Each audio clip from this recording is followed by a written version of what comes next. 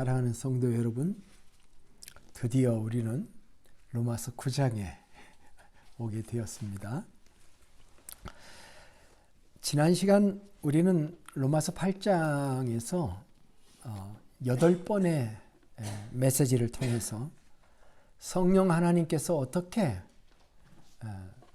거룩한 삶을 사는데 관여하고 도와주시는가 하는 이야기들을 살펴왔었습니다. 그는 첫째는 죄와 사망의 법에서 우리를 해방시켜 주셨고, 두 번째는 우리 안에 내주하셨으며, 세 번째는 우리를 인도하시고, 네 번째는 우리를 정화시켜 주셔서 악한 생각들을 죽여주셨고, 다섯 번째는 우리를 하나님의 자녀라고 증언해 주시고, 여섯 번째는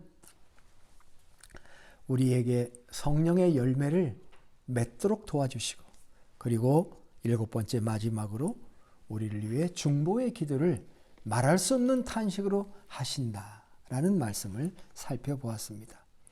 그리고 이 모든 일에 삼위일체 하나님께서 역사하셔서 아버지 하나님과 예수 그리스도의 사랑과 성령의 사랑으로 우리는 승리를 할 수밖에 없고, 압도적인 승리를 할 수밖에 없는 그런 존재라는 사실을 통해서 사도 바울은 자신의 성화론을 종결하는 그런 위대한 로마서 8장을 우리가 살펴보았습니다. 이것은 엄청난 감정의 절정을 우리에게 보여주고 있는 것입니다. 클라이막스라고 하죠. 소설에도 클라이막스가 있고 우리의 감정에도 클라이막스가 있다면 그 어떤 것으로부터 우리를 끊을 수 없다. 누가 우리를 그리스도의 사랑에서 끊으리요? 누가 그 어떤 피조물이라도 우리를 우리 주 예수 그리스도 안에 있는 하나님의 사랑에서 끊을 수 없느니라. 이 최고의 절정의 단계까지 로마서 8장은 이르렀던 것입니다. 그런데 9장으로 넘어오면서 색다른 장면이 등장을 하게 됩니다. 그것은 뭐냐면 내게 큰 근심과 고통이 있다고 고백을 하는 것입니다.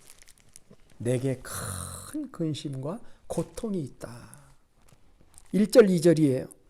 내가 그리스도 안에서 참말을 하고 거짓말을 아니하노라.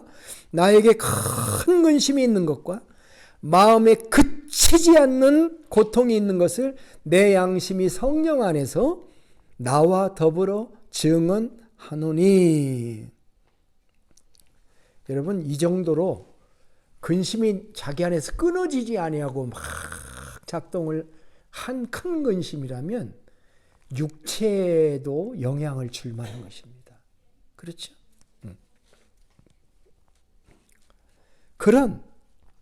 그래서 이것이 사람들에게 자기가 이런 그 큰 고통이 있다고 하는 것, 그것이 사람들이 안 믿을까봐 몇 가지 표현하는 것을 이렇게 보면은 내가 지금 그리스도 안에서 참말을 하는 것이지 거짓말이 아니다. 그렇게 얘기도 했고, 내 양심이 성령 안에서 나와 더불어 증언한다까지 성령님까지 불러요. 성령님까지 소환을 하면서까지 양심을 드러내서까지 성령님까지 동원하면서 지금 나의 이 큰 근심과 고통은 사실이다 라고 하는 강조를 하고 있는 것입니다.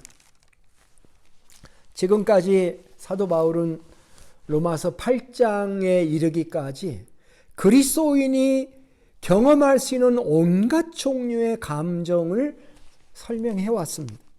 그리고 하나님의 백성들이 마지막 도달할 수 있는 사랑의 고지까지, 그 최고의 그 감정의 클라이막스까지 얘기를 했는데, 갑자기 그 시점에서 자기 내면 깊숙한 곳에 있는 고통의 문제를 언급하고 있다는 것은 참 놀랄 만한 얘기다라고 하는 것입니다. 지금까지 우리는 로마서를 한번, 제가 로마서 강의 전체 주제가 감정선으로 읽는 로마서라는 주제라고 말씀을 드렸습니다. 편안하게 들어보세요. 로마서에는 여러 종류의 감정 라인이 있습니다. 어떤 것은 잘 드러나 있고 어떤 것은 잘 읽어봐야 느껴지는 것들입니다. 드러나지 않은 하나님의 감정이 로마서에 있습니다. 우리는 그것을 또 읽을 수 있어야 되겠습니다. 로마서 1장에서 우리는 이런 부분을 읽은 적이 있습니다. 하나님을 알되 하나님으로 영화롭게도 아니하고 감사치도 아니하고 오히려 그 생각이 허망하여지고 그 미련한 마음이 어두워졌나니 스스로 지혜롭다 하나 우둔한 어리석게 되어 썩어지지 아니하는 하나님의 영광을 썩어질 사람과 새와 짐승과 기어다니는 동물 모양의 우상으로 바꾸었느니라. 그러므로 하나님께서 그들을 마음의 정욕대로 더러움에 내어버려 두사 그들의 몸을 서로 욕되게 하셨으니 이는 그들이 하나님의 진리를 거짓 것으로 받고 피조물을 조물주보다 더 경배하고 섬김이라. 자, 하나님을 알아요. 만물을 통해서 하나님을 느껴요.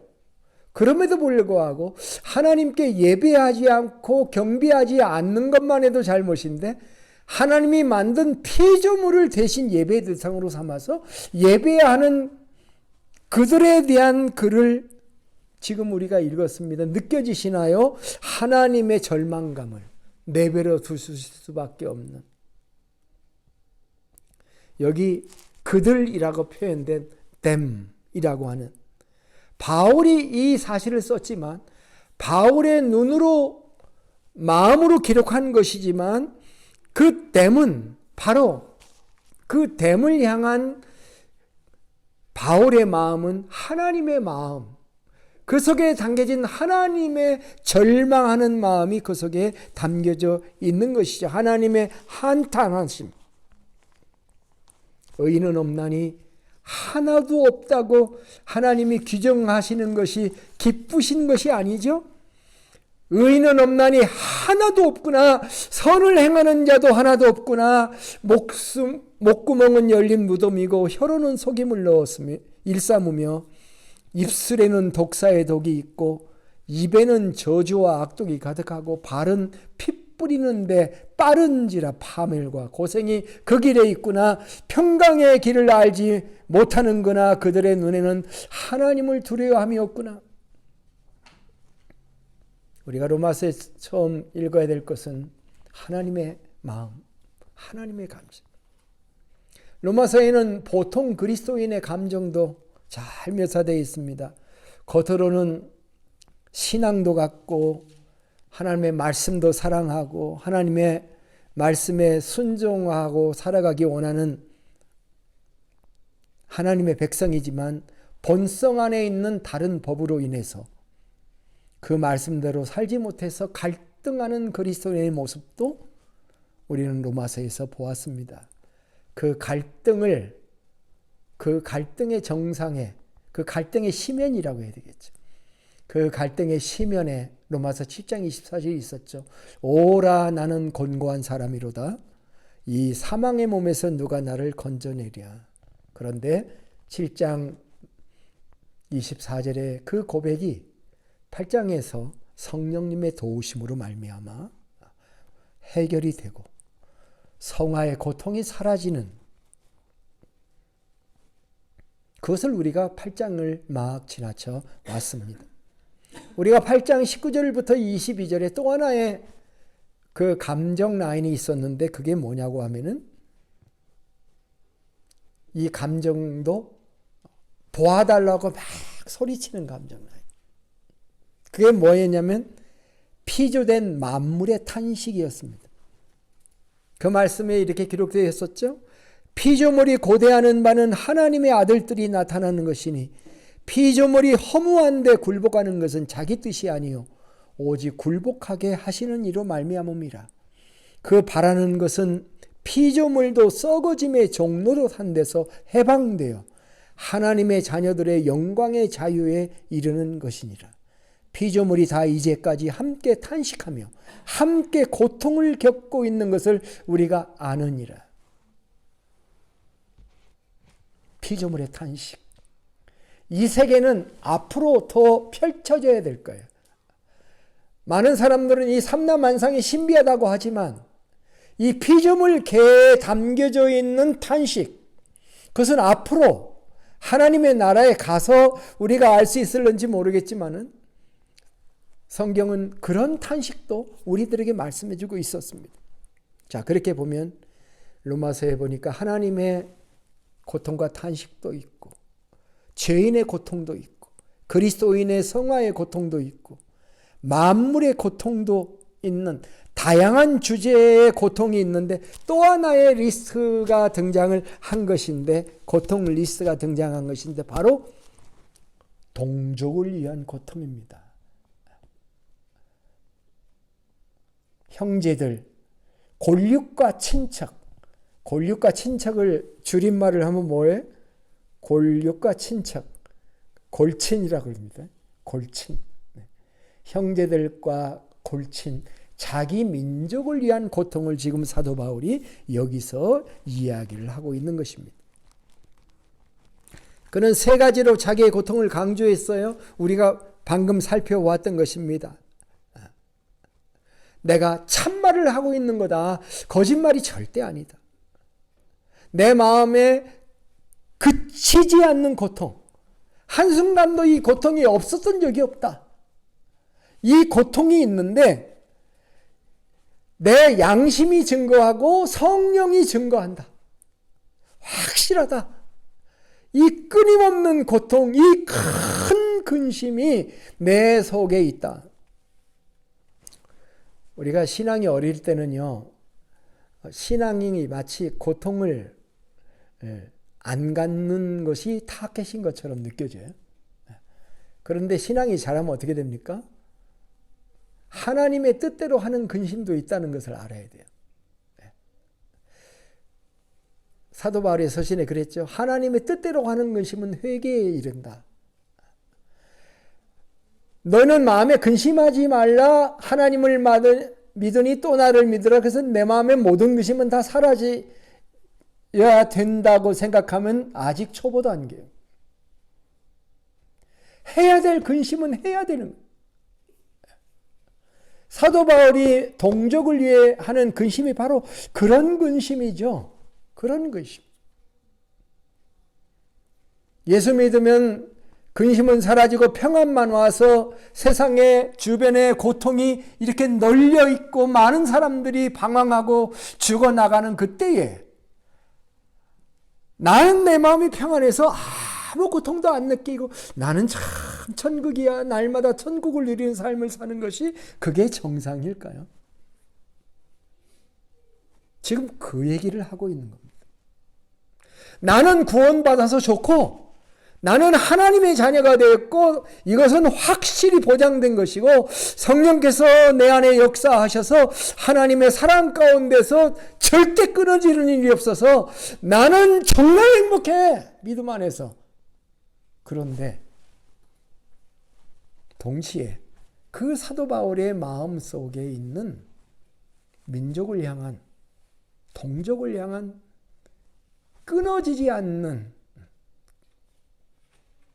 한순간도 없은 적이 없는 그런 고통이 내 마음에 있다는 얘기를 지금 털어놓고 있는 것입니다. 로마서 8장이 어떻게 끝났는가 지난 시간 얘기니까 기억나죠? 누가 우리를 그리스도의 사랑에서 끊으리요?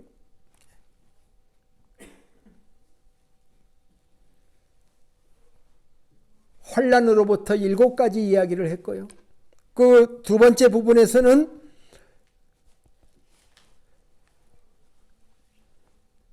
절대 끊어질 수 없다. 10가지 영적 권위와 10가지 문제들이 나에게 언급해도 그리스도 예수 안에 있는 하나님의 사랑에서 나는 절대 끊어질 수가 없다.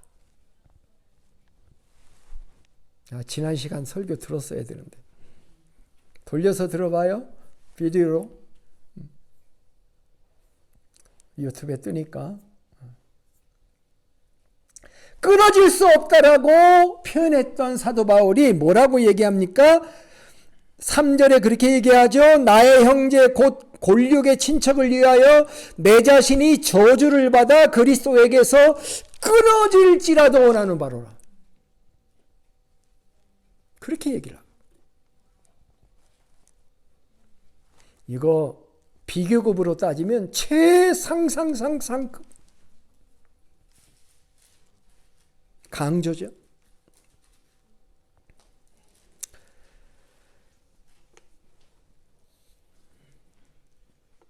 오늘은 로마서 9장의 서론격입니다. 우리는 이제 질문해 봐야 되겠죠. 사도 바울이 동족에 무엇을 원한다는 건가? 동족을 위해서 고통이 있다는 거의 내용이 도대체 뭔데? 왜 동족을 위해 그렇게 큰 근심을 하면서 끊이지 않는 고통을 느끼고 사는데, 이 고통이요, 인터벌이 있더라고요. 저도 가끔 이렇게 몸이 안 좋을 때 이런 데서 신경이 착착 이렇게 오는 게 힘들 때 한 번씩 있어요. 어떤 때는 한 1분에 한 번씩 와요. 그거 쉽지 않지, 그죠? 그러더니 또 위로 가더라고요. 그러더니 밖으로 빠져나갔나 봐요. 감사한 일이죠. 고통이 순간순간 계속 있다고 하면은 참 살기 쉽지 않아요. 그죠? 사도 바울이 내 신앙생활과 하나님 생각하면 너무너무 해피한데 자기 민족 생각하니까 정말 고통이 끊어지지 않는다라고 지금 표현하고 있는 것을 보는 겁니다. 왜 그런가요? 동족의 무엇 때문에 그런가요? 9장을 읽어보면은 이렇게 9장도 제법 길은데 이게 이해가 팍 안 들어와요.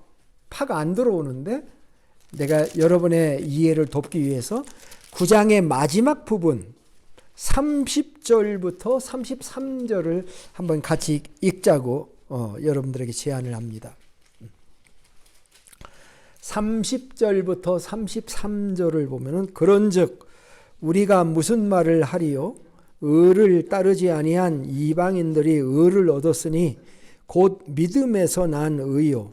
의의 법을 따라간 이스라엘은 율법에 이르지 못하였으니 어찌 그러하나 이는 그들이 믿음을 의지하지 않고 행위를 의지함이라.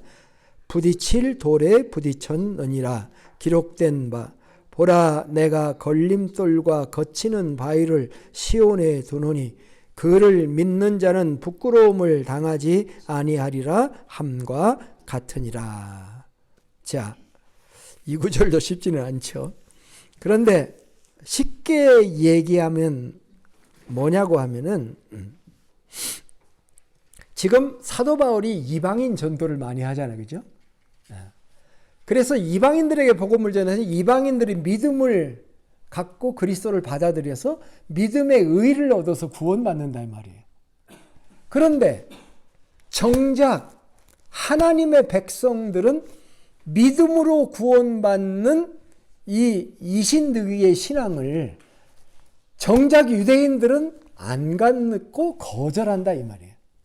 그래서 이방인은 구원받았는데 유대인은 구원을 받지 못하는 이런 양상이 일어나고 있어요. 여러분이 사도행전 읽어보면 바울이 그 여러 이방의 도시들에게 전도를 나가는데 거기서 전도하다가 결국 쫓겨날 때 누구한테 돌 맞고 막 핍박을 받아 쫓겨나요? 유대인에게 쫓겨나죠. 이방인은 복음을 전해서 예수를 믿는데 유대인들은 예수를 거절해서 구원을 받지 못하는 일이 반복되고 있다는 거예요.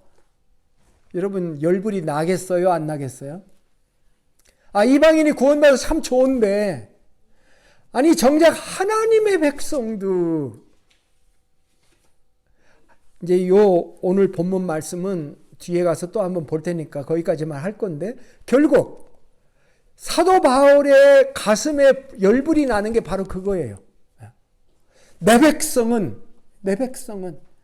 이방인은 주님께 돌아오는데 내 백성은 돌아오지 않는 현실을 바라다 보면서 사도 바울은 가슴이 너무너무 고통스럽고 괴로운 거다. 바로 이것이 문제다. 그래서 다시 본문으로 돌아가면 10장 1절로부터 3절을 한번 보겠습니다. 10장 1절로부터 3절. 이제 그 다음의 구절을 잠깐 같이 읽어보겠습니다. 형제들아, 내 마음에 원하는 바와 하나님께 구하는 바는 이스라엘을 위함이라. 곧 그들로 구원을 받게 함이라. 내가 증언하노니 그들이 하나님께 열심히 있으나 올바른 지식을 따른 것이 아니니라. 하나님의 의를 모르고 자기 의를 세우려고 힘써 하나님의 의에 복종하지 아니하였느니라. 참 귀한 말씀입니다. 형제들아. 사도 바울의 관심이 뭐예요? 자기 동족의 구원이에요. 자기 동족의 구원. 그들이 하나님께 열심히 있는데 올바른 지식을 가진 열심이 아니면 그게 잘못된 열심이 된단 말이에요. 하나님의 의를 모르고 자기 의, 여기 두 가지 대립적인 단어가 나옵니다. 하나님의 의, 한번 따라서 합시다. 하나님의 의, 자기 의. 의가 두 가지가 대립이에요. 하나님의 의는 하나님이 인정해 주는 의예요. 자기 의는 자기가 인정해 주는 의가 되겠죠. 이 둘이 서로 다르다는 거예요. 하나님께 열심히 있는데 하나님의 의에 대해서는 관심이 없어. 하나님이 어떻게 우리를 의롭게 해주기를 계획하셨는가에 대해서는 모르면서 자기의, 자기가 열심히 선한 일을 행하고 살면 의롭게 될 거다고 하는 자기 착각에 빠져있는 자기 동족의 백성들인 것입니다. 다시 9장 4절부터 5절로 되돌아가 보십시다. 9장 4절 5절을 보면은 같이 읽습니다. 그들은 이스라엘 사람이라 그들에게는 양자됨과 언약, 영광과 언약들과 율법을 세우신 것과 예배와 약속들이 있고 조상들도 그들의 것이요 육신으로 하면 그리스도가 그들에게 나셨으니 그는 만물 위에 계셔서 세세의 찬양을 받으실 하나님이시니라. 아멘.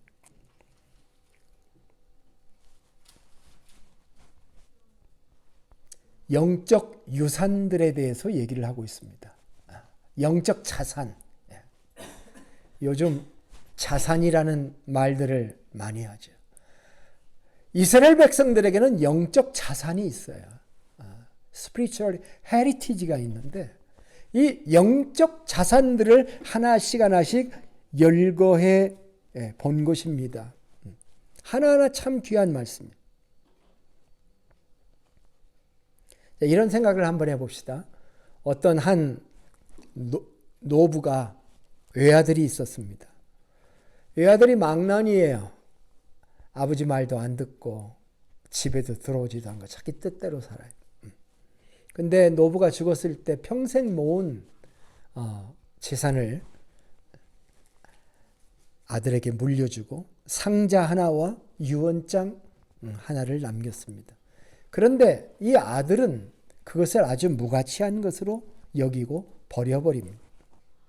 그러나 그 안에는 은행 채권서와 땅 문서와 온갖 것들이 들어 있었습니다. 그 좋은 유산을 가지고 있음에도 불구하고 결국 그 아들은 나중에 알거지로 살게 되는 결과를 가져오게 되었습니다. 바울은 지금 딱 이스라엘이 그런 모습이라고 얘기를 하고 있는 겁니다. 하나님의 자녀로 선택받은 민족이 된 것, 하나님의 과거 영광을 체험한 것, 이스라엘 역사를 보면 창출 내민 시내 보세요. 하나님의 영광을 이스라엘 백성들이 봅니다. 하나님의 언약도 받고 하나님의 율법도 가지고 있어요.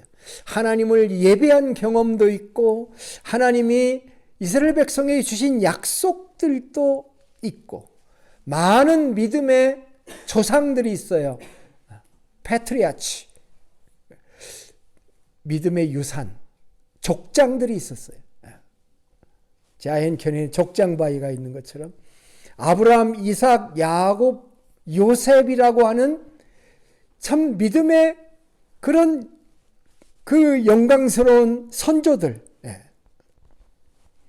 뿐만 아니라 예수 그리스도가 이스라엘 백성의 계보에서 태어났잖아요. 얼마나 놀라운 영적 유산들입니다. 그럼에도 불구하고 이스라엘 백성들은 구원받지 못하고 이방인이 구원받는 일이 벌어지면서 사도 바울은 가슴이 답답한 거죠. 그런 이 문제를 해결해야만 했어요. 아주 고통스러운 문제예요.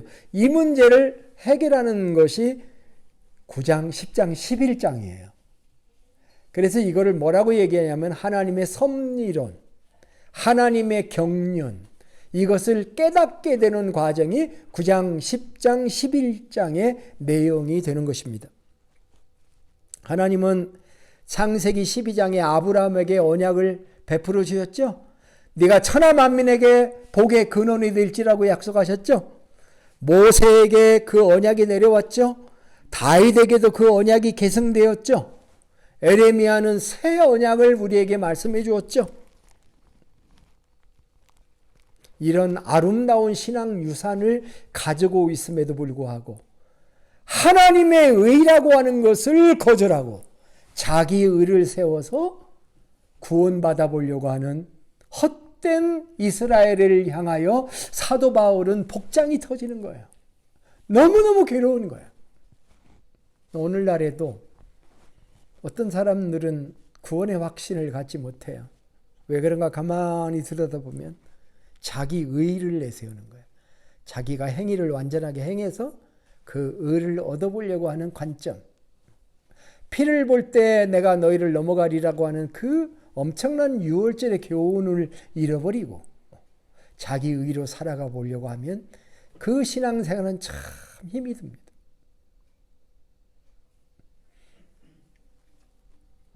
오늘은 여기까지가 서론이에요. 그러면 이제 적용을 하고 맞춰보겠습니다. 본문이 우리에게 주시는 메시지가 있다. 세 가지 메시지를 얘기해 보려고 합니다. 첫째는 본문은 우리에게 골육과 친척을 사랑하는 마음이 있느냐라고 물어봅니다. 지난 주간 우리가 누가복음을 읽었는데요. 누가복음 16장에 보면은 부자와 나사로 이야기가 나오죠. 부자는 자색 옷, 그러니까 붉은 옷이에요. 당신은 권세 있는 사람들이 입는 옷이죠. 자색 옷과 고운 베옷을 입고 날마다 호화롭게 잔치하다가 죽어서 음부에 갔고 대문 앞에서는 그의 대문 앞에서 부자의 상에서 떨어지는 음식을 먹으면서 연명했던 나사로라고 이름한 거지는 죽어서 천사들에게 받들어져서 아브라함의 품에 들어갔다. 그렇게 기록이 되어 있습니다. 거기서 부자는 현실을 깨닫고 두 가지 소원을 말하죠. 첫째는 나사로를 보내서 그 손가락 끝에 물을 찍어 내 혀를 서늘하게 하소서. 내가 이 불꽃 가운데서 괴로워하나이다. 물을 좀 찍어서 혀에다 닿게 해달라고 요청했고, 두 번째는 나사로를 내 아버지의 집에 보내주소서. 형제가 5이 있는데 그들에게 증언하게 해서 그들이 이 고통받는 곳에 오지 않게 해주세요. 이 부자의 마음이 우리에게 있느냐 하는 것입니다. 나사로를 보낼 게 아니라 내가 직접 가고 내가 직접 가서 메시지를 전할 마음이 있느냐 하는 것입니다. 누구나 영혼의 구원을 받고 교회에 출석하고 신앙이 성장해 가면 가족에 대한 사랑이 생기는 것이 정상입니다.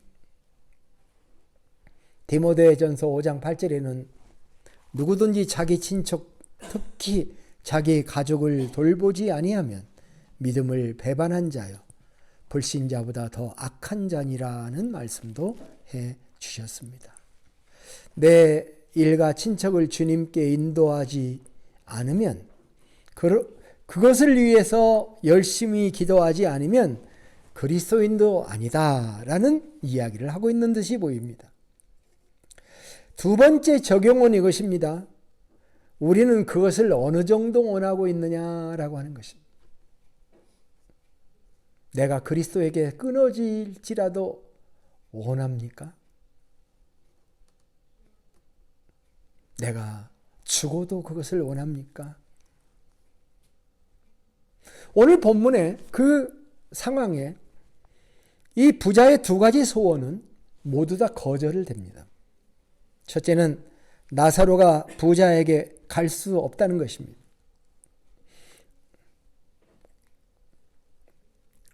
그 이유는 부자는 지금 심판받고 있는 중이며 나사로와 부자의 사이엔 눈에 보일지 안 보일지 모르겠지만 그 사이의 갭이 너무 크기 때문이다. 그렇게 얘기를 합니다. 둘째 소원은 나사로를 보내도 소용이 없다는 것입니다. 그게 답입니다. 모세와 선지자들에게 듣지 아니하면 비록 죽은 자가 살아나서 거기를 가봐도 고난을 받지 않을 것이다.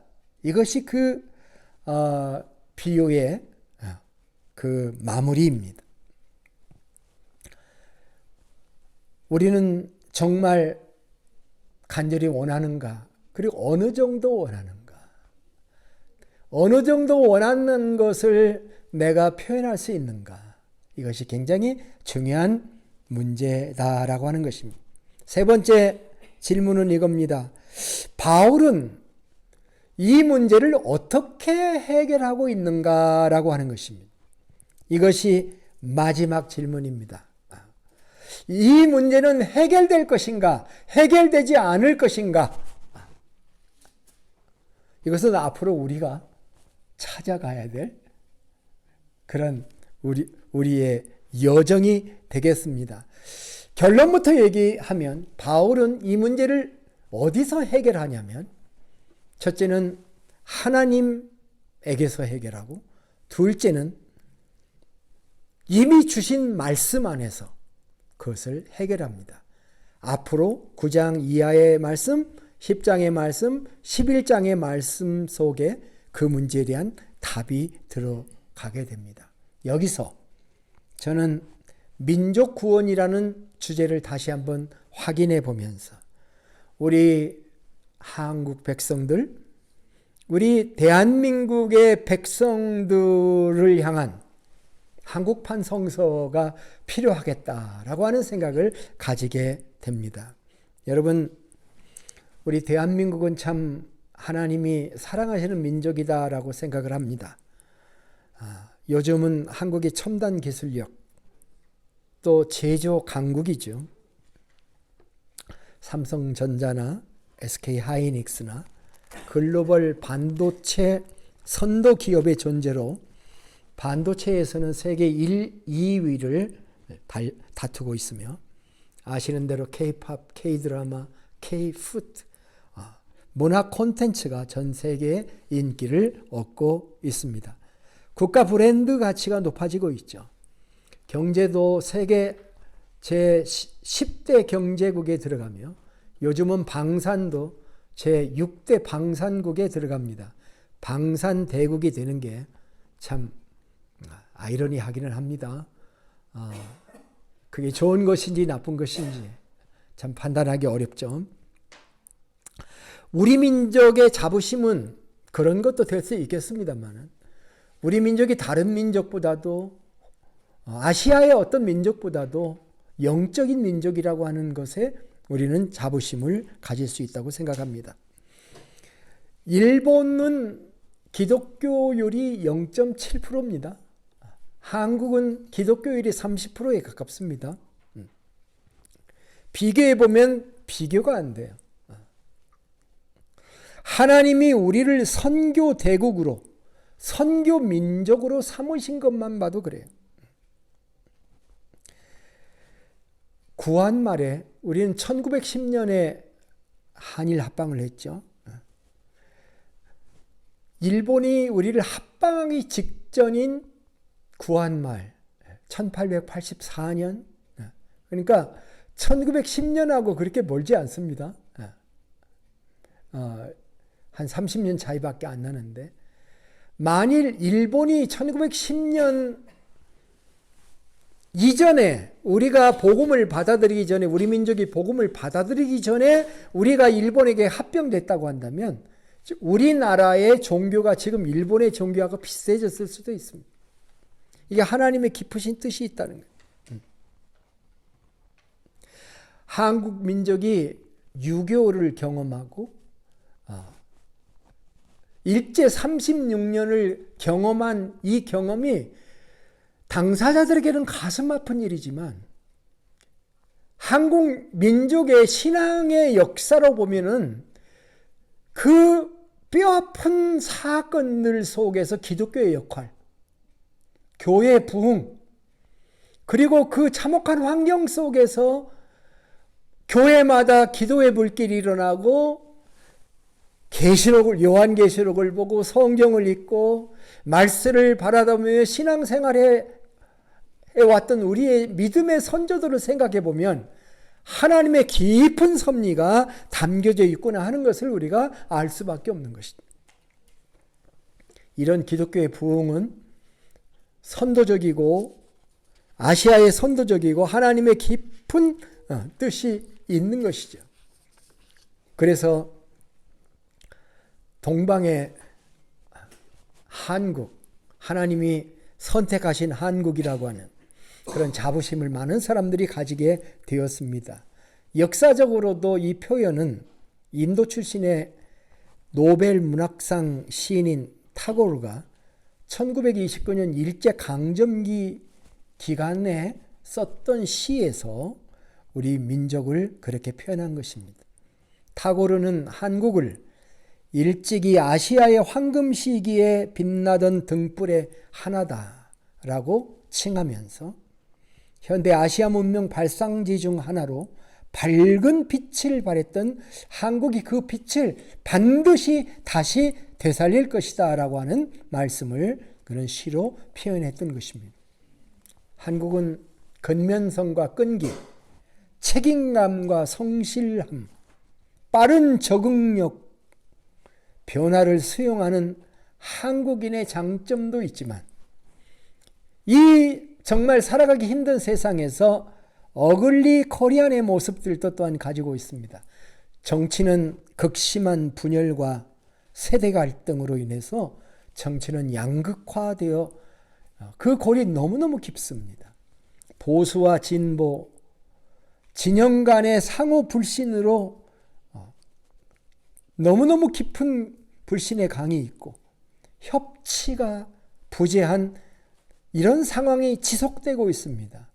경제는 여러분 아는 것처럼 세계 경제의 불안전성, 언제 버블이 터질지, 여러분 유튜브 보면 몇 개월 안에 버블이 터져서 다시 한번 경제가 뒤집어질 것이라고 하는 얘기를 하고 있죠. 한국은 이 세계 경제 속에서 갈피를 잡지 못하고 청년 실업률 0.65라고 하는 출생률, 사망자의 수가 출생자의 2배가 넘는 그런 한국입니다. 기도하지 않을 수가 없습니다.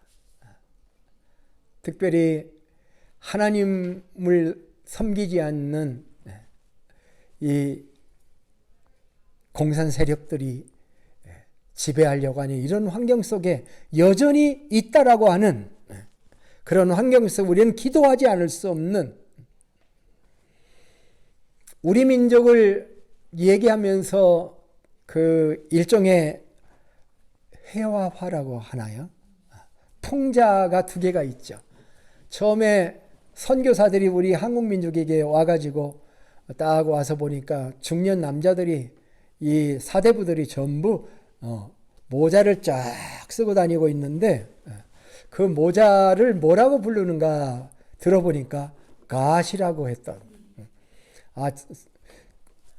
그게 G.O.D 하나님 같아서 한국 백성들은 머리에 하나님을 이고 다니는 하나님을 섬기는 백성이라고 하는 그런 유모를 만들기도 했습니다. 또 한국 백성의 땅을 조선이라고 불렀는데 조선민족, 저 사람들은 조선민족이라고 하는데 어떤 사람의 눈에는 추순민족, 선택받은 민족이구나. 한국 민족은 선택받은 하나님의 백성들이로구나. 그렇게 불려지기도 했었던 것이죠. 하나님은 동방의 빛으로 우리 민족을 불러서 기독교가 30%를 차지할 정도로 많은 사람들이 신앙을 갖게 했던 민족이고 지금도 한국은 전 세계에 선교사들을 파송해서 제가 2025년 통계를 찾아보니까 한국 국적의 장기 해외 선교사의 수가 171개국에 나가 있습니다. 그리고 그 선교사의 숫자가 21,621명이에요. 한국 선교단체가 파송한 한국인이 아닌 타국인 선교사의 숫자도 986명이 있어요. 한국 안에 있는 한국교회만 그렇게 한 것이 아니고 미국에 있는 한인교회 선교단체를 중심으로 살펴봐도 미국에 있는 한인교회들이 해외 선교사를 보낸 숫자가 2,738명이나 됩니다. 730가정이 나가 있어. 120개국에 파송되어 있는 미주 한인 사회의 선교력도 상당한 영향력을 가지고 있다는 것을 알 수가 있는 것입니다. 우리가 당장 다음 주에 오실 그 나바오 인디안 원주민 선교사님도 동쪽에 있는 침례교회에서 파송한 선교사입니다. 이렇게 우리 민족은 동방의 빛이 되고 하나님의 도구가 되어서 아시아에서 기독교의 복음을 선도하고 있고 온 세계 만방에 복음을 전하고 있는 우리들인 것입니다. 그런데 한국의 현실을 바라다보고 한국의 내 종포들의 신앙생활과 나라의 정국을 바라다볼 때 안타까운 마음을 가지고 기도하지 않을 수 없고 마음에 신경이 쓰이지 않을 수 없고 하나님께 간구하지 않을 수 없고 부르짖지 않을 수 없는 것이 바로 우리들이다라고 하는 사실을 생각해 보게 됩니다. 말씀을 맺겠습니다. 지금의 시대는 혼란과 혼돈의 시대입니다. 한국이든 미국이든 앞이 잘 보이지 않고 있습니다. 물질주의 사회에 살고 있습니다. 돈이 우상이고 명예와 힘이 우상인 시대에 살고 있습니다.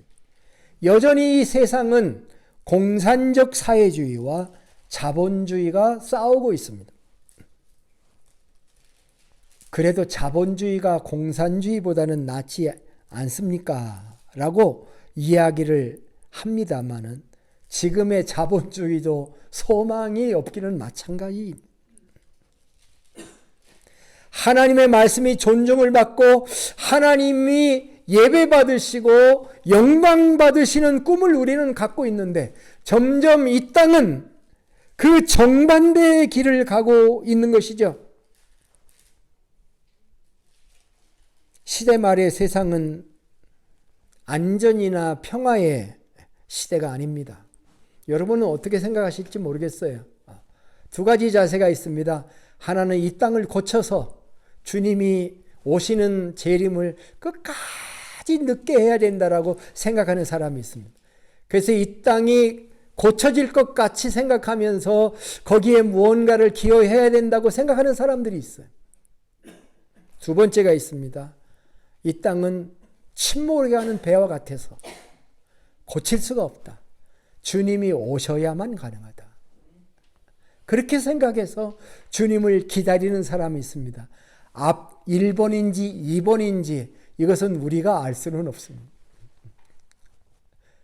그러나 우리는 주님이 오시는 그날까지 할 수만 있으면 한 영혼이라도 구원하고 내 동족, 내 백성을 위해서 눈물 흘리며 기도하며 복음을 전하고 하나님의 영광을 위해서 살아가는 것이 우리의 삶일 줄로 믿습니다.